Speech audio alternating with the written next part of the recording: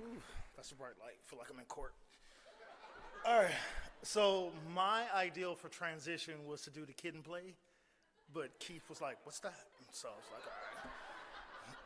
"All right." So yeah, I like to discharge tension with humor. So I'm glad I'm behind the podium, so you can't see my ashy ankles. Like they're really ashy, so I'm a little nervous about that. Um, So for me, this work that we do is very important. And 5 years ago, on this very day, I was actually 18 years into a 25 life sentence. Um, 48 hours before, I had been told that the governor had commuted my prison term, and I would shortly be leaving prison, which had been my longest address to date anywhere on this planet. So I was a little nervous, but I knew that I was just going to pick up my life where I was and move it. And I'll talk about that a little later. So I realized that the theme for this conference, with working towards a brighter future down the road, the entirety of my life has been that, but in particular the last 20 years has really been me working and not knowing where I was going to end up, but really wanting to be better wherever I was. Ooh, here's a slide. So bear with me if I'm off sync with my slides. So when I was a baby, a kid, like I wanted to be an architect. And the reason why I wanted to be an architect was because I always watched the Brady Bunch, right? And Mike Brady was an architect. And this is before the Cosby Show or Family Matters, right? So I just wanted to do what I saw people doing. Um, and I also wanted a Dukes of Hazzard's lunch pail. But I could not figure out why my mom was so ambivalent about me having this lunch pail. You know, and usually my mom was really definitive and firm with her nose, but this time, like, I'm like, what's going on? Like, how come I can't have this lunch pail? Like, I really want this lunch pail. I got my lunch pail, you know, and growing up in South Central, walking to school with the Dukes of Hazzard lunch pail, it wasn't as odd as you thought because everyone watched the Dukes of Hazzard on Thursday. It is the best piece of marketing CBS ever pulled off to get a young black kid to watch the General Lee every Thursday. It was pretty amazing. So in looking at, you know, I want to talk about these points of shaping in our lives. And so for me, there's been four important points of shaping. My entry into addiction, my entry into recovery, my re-entry into the community, and this continued path of personal and professional growth. So bear with me as we move along. Oh, wait, what happened? There we go. Wait.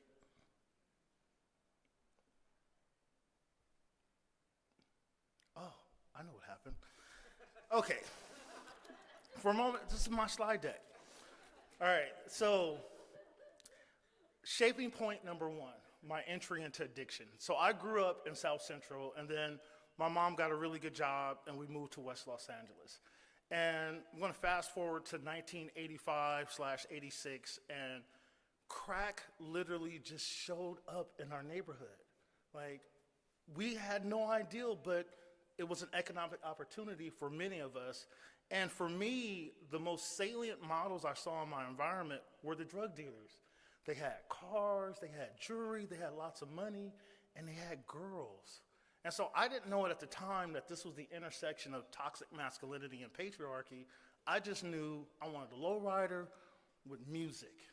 And so I decided I was going to be a drug dealer, you know, and me and my mom had a really good relationship, so I set her down, and I said, Mom, I want to sell dope because I want a really nice car, you know, so you can imagine how this conversation went. So subsequently, I ran away from home to pursue my vocational dream to be a drug dealer. Now, I was a failure as a drug dealer. I had uncles who were gangsters, and I soon realized I was gangster adjacent. Like, I was not a gangster. And so I was robbed literally every day that I was out there trying to sell drugs. And one day, the boogeyman, this is what I called him, this was my nickname for him, because he was literally the boogeyman in the neighborhood. He beat the brakes off of me and took money out of my pocket and took the drugs. And so at this time I said, you know what, maybe I need to try something else. So I went into the alley and I'm crying and I'm bleeding from my face and my mouth. And this guy comes back and he says, hey, do you got any more drugs? And I'm just thinking it's gonna be a continuation of this beating. So I give him my drugs. And he proceeds to pull out a crack pipe and load it, gives it back to me, and tells me how to smoke crack. So my entry into addiction was at the hands of a subject matter expert who provided me really clear instructions. And I took that first hit, and all the violence I had seen, all the violence I had experienced, the loss, the failure, it all disappeared. And at the time, I had no idea about the dopaminergic, reinforcement system. I had no idea how reinforcing cocaine was on an adolescent brain. All I knew was I felt better, just like he said I was gonna feel better. And that put me on this path that lasted 15 years with this intermittent battle with my addiction. And the reason why this slide is dark, because there's nothing about that time that I really am proud of, and I don't have any pictures of it. Literally, my family stopped taking pictures of me because we were in crisis. And I had no idea how I was gonna change the trajectory of my family with my own behavior. And so now looking back, it's a little troubling. So I still have a lot of trauma and grief around that, but I'm working on it. So this is where I ended up. Part of my journey has been to really understand my behavior. And one of the exercises that we engaged in was calculating, how much time have you spent incarcerated versus how much time did you use drugs and active addiction? And so when I did the math, I was floored. I spent 7 months using drugs, a total of 7 months. But I spent 31 years incarcerated as a result. So this math, doesn't add up. And as I think about that, that really drives the work that I do now in working with youth and figuring out how I can be a better servant and be the person that I needed when I was an adolescent. So when I got to prison, it was scary. And the 24 years that I spent in prison, 6 of it was a prior prison term, but the last 18 years of it, I was scared every day that I was in prison. Prison is not a nice place, and the prison I was at became a really violent place where we had a murder or a serious attempt every 45 to 90 days. So there was a lot of violence in this place. But I met a person there who would later become my clinical supervisor, and she was my vocational instructor. And she was interviewing me for a TA position, and she asked me a question. She said, what are you gonna do with the rest of your life? And so I said, well, when I get out of prison, she goes, whoa, let me stop you. You're a lifer. You might die here. What are you gonna do with the rest of the life that you're living right now? And I was really offended. Who was this little white lady confronted me with the finale of my prison term? And so, I was gonna storm out of there, but I'm in prison. So, I walked aggressively to the door and she unlocked it. Then I walked aggressively to work change and they stripped me out and I showed my butt, got back dressed, and then I stormed back to my cell. But the most important thing was I went back the next day and I told her, I don't know. And she says, okay, that's an answer. We'll figure it out. And so under her mentorship and support, I found 5 principles that really drove the rest of my life. And the first was to engage in honest work that did not contribute to or profit from the suffering of others. Engage in charity and give to those in need. Engage in service to others with no expectation of acknowledgement. 4th was to approach and engage in every relationship as an opportunity to do my own healing as well as with the other person. And the 5th, which was most important, was to do and be good because I could. And so that drove me. And all the things that I hated about prison, the drugs, the violence, the inexplicable randomness of it, these things allowed me to say no to that. And learning how to say no to those things in prison was really, really powerful for me.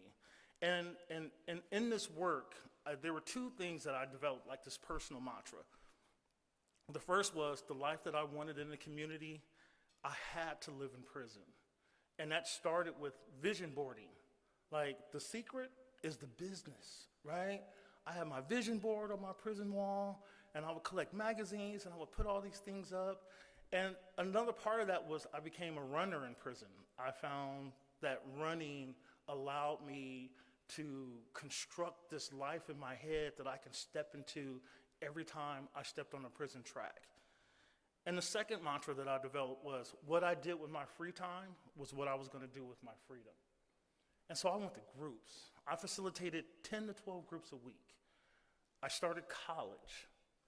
I engaged in anything that I can do that was counter to the culture of prison. I started a yoga group. So imagine on a maximum security yard doing yoga. And so when I started, people would be like, what is this weirdo stuff that you're doing? But by the time I left, we had a yoga group. I started a running club, and the name of the running club was called Conviction. Pun intended.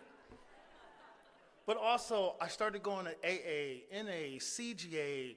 We started a restorative justice program. We started a mentor training program. And I met people who changed my lives, like Richard Mexico, the founder of CGA, who told me in a group, you know, if you stop being a jackass, you know, you could do some really powerful stuff in recovery. And I also met David Lewis, who started Free at Last in East Palo Alto, who's no longer, neither of these men are on this planet anymore. But they gave me a vision of what I could be. And seeing David Lewis walk back into prison, being the first former inmate to get a brown card, was powerful. And so this literally paced me. And by the time that I completed my prison term, I had earned 3 associate degrees and 3 vocational certificates. And I was ready to go. And there's my pup, Sutter. I also train service dogs for autistic kids and wounded warriors, and I miss my puppy. So I left prison on a Friday, and I started Chico State on a Monday. So it was a really quick transition. So now I'm going to talk about my third point of shaping, my reentry into the community. And my reentry has been successful because of other people. I, more than anyone, know that the life that I'm living right now is because of the relationships that I have with other people. And although Keith and I started out as employer-employee, it quickly became friends. This was a person who mentored me and helped me move into spaces where typically you don't see a black face, and you don't see a black face with 31 years of incarceration. And so he allowed me these opportunities to grow and be confident and not feel like I'm suffering from imposter syndrome, but to really operate with confidence and knowing and belief that I was capable. And now I'm an expert witness for Superior Court. I'm a much sought after consultant for defense attorneys. I sit on 2 boards in Northern California. I'm on multiple county committees. My life is pretty amazing because of the work that I did in prison.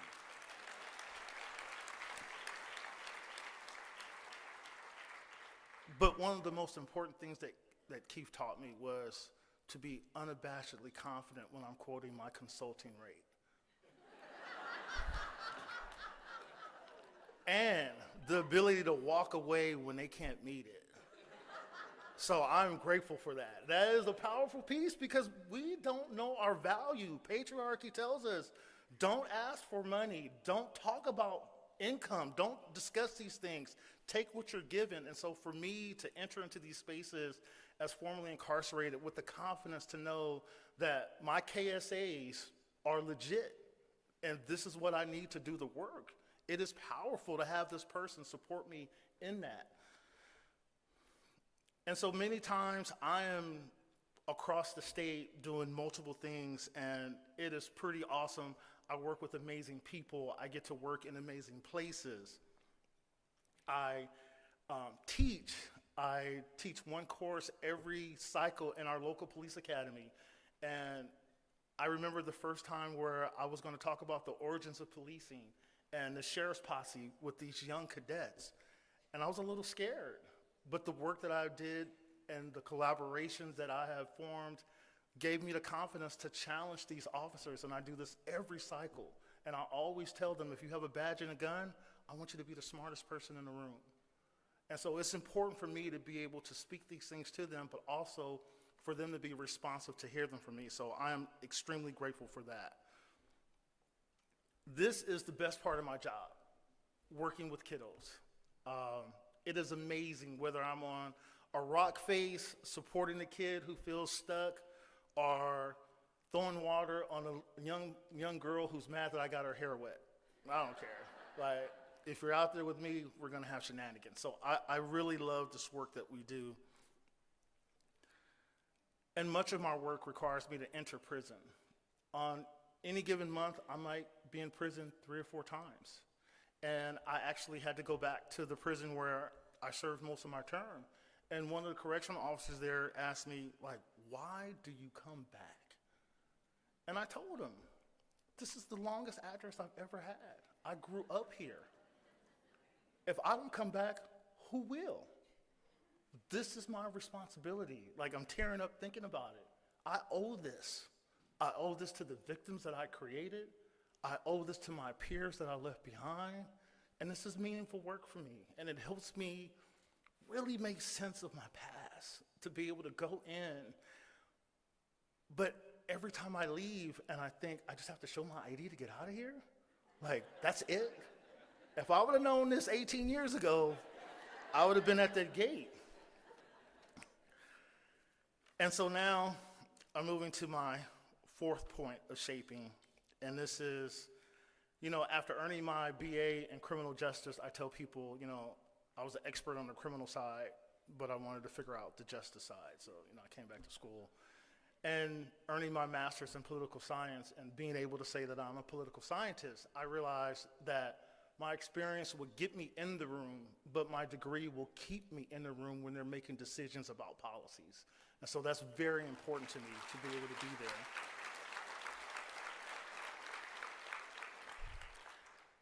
And again, working with amazing people. I was gifted this course. I love riding motorcycles, and so I asked Keith. I was like, hey, Keith, like, I got this birthday present. Can you come out, and do it with me? And so he came out, and of course, I beat him, right?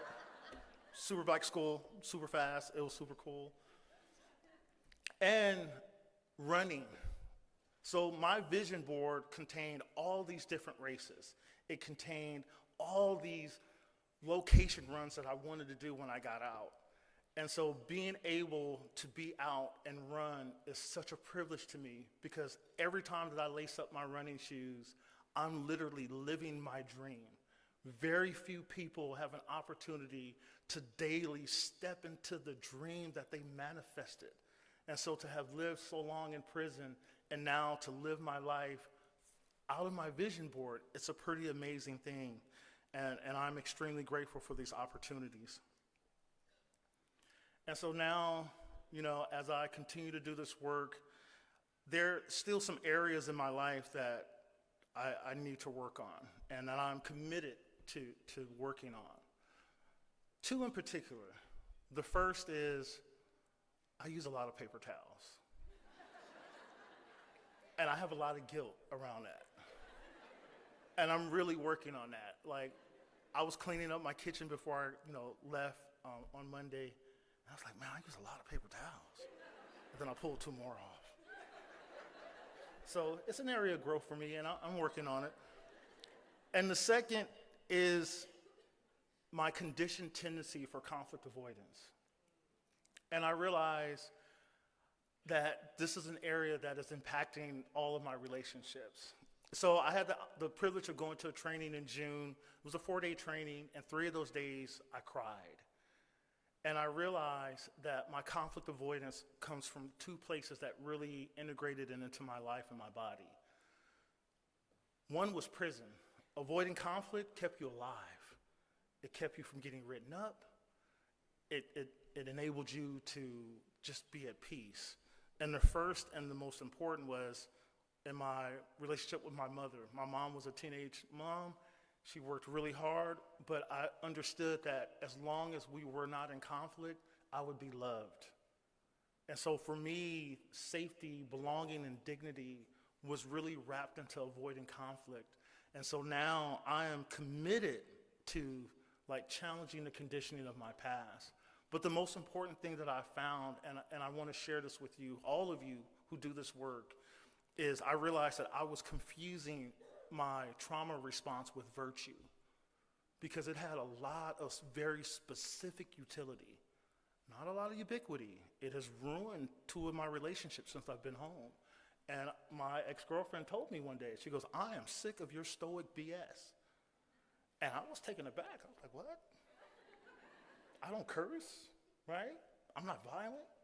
But I realized my refusal to communicate, my refusal to engage in creative conflict was rooted in my trauma, and I did not really realize that. And so now, in realizing that, I'm committed to that.